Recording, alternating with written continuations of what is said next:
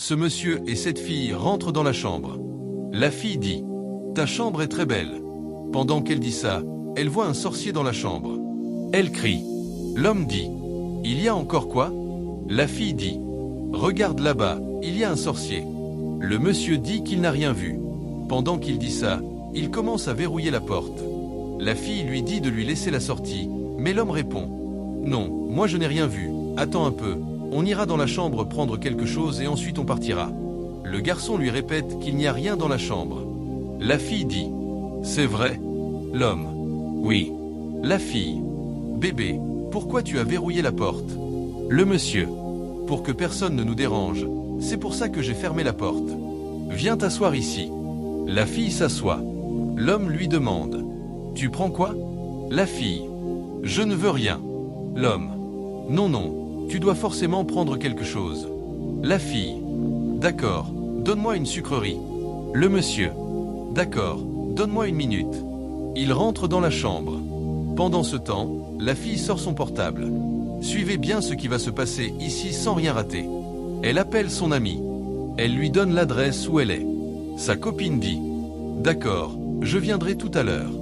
Pourquoi tu veux que je vienne? Il y a quelque chose. Elle répond, oui, s'il te plaît, viens vite, viens me sauver. Pendant qu'elle dit ça, le garçon sort avec un bâton rouge. La fille voit ça et prend peur. Le monsieur frappe le bâton dans sa main, puis lève le bâton, et le feu commence à en sortir. Quand la fille voit ça, elle se met à genoux et commence à lui présenter des excuses. Le monsieur continue de lever le bâton, le feu sort toujours, et la fille commence à crier en courant. Pendant ce temps, des gens dehors frappent à la porte. Le monsieur dit, qui est à la porte? La femme répond, c'est moi, je suis venu pour travailler. Le monsieur, je n'ai pas de travail aujourd'hui, partez. La femme, s'il vous plaît, c'est très important. Le monsieur dit à sa copine de s'asseoir et de se taire pendant qu'elle est là. La fille dit, d'accord, j'ai compris. Le monsieur part ouvrir la porte. Pendant ce temps, la fille se lève. Mais le monsieur lève encore le bâton, alors elle se rassoit. Le monsieur ouvre la porte et voit deux filles. Elles rentrent dans la chambre. Quand le monsieur les voit, il essaie de s'enfuir. Il lève son bâton et commence à appeler le feu contre elles. Mais la fille qui a une Bible dans la main arrête le feu avec sa Bible et le renvoie contre le monsieur.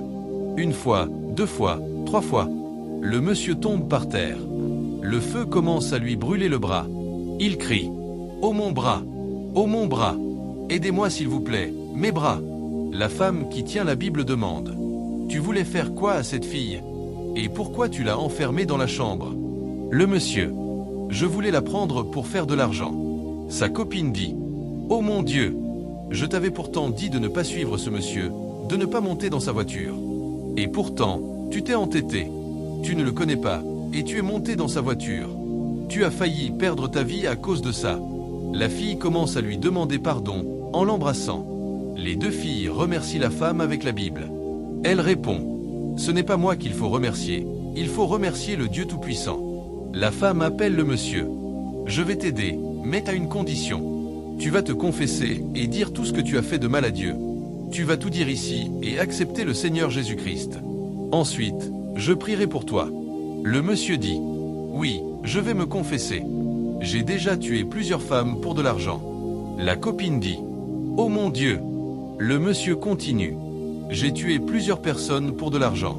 La maison que j'ai, la voiture que je conduis, c'est grâce à ces personnes que j'ai tuées. Si vous n'aviez pas frappé à la porte, j'allais déjà tuer cette fille. S'il vous plaît, pardonnez-moi. » La femme avec la Bible dit, « Je vais prier pour toi. Dieu, pardonne ce monsieur. Il a décidé de t'accepter comme son sauveur. Il reconnaît ses péchés, d'avoir tué plusieurs personnes pour de l'argent. Pardonne-le, Père éternel.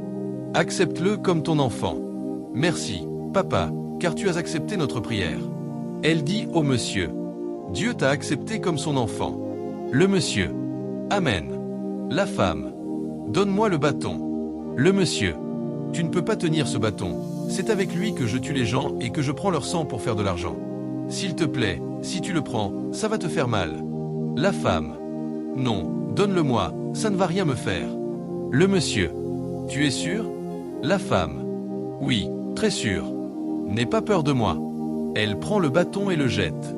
Elle lui dit, « Donne-moi ton bras. » Elle le tient et dit, « Répète cette prière après moi. » Le monsieur, « D'accord. Regardez bien ce qui va se passer, sans rien rater. » La femme prie, « Dieu, envoie ta lumière sur ce bras. Donne-lui la guérison. Accepte-moi aujourd'hui comme ton enfant. Je te promets de ne plus jamais tuer quelqu'un pour de l'argent.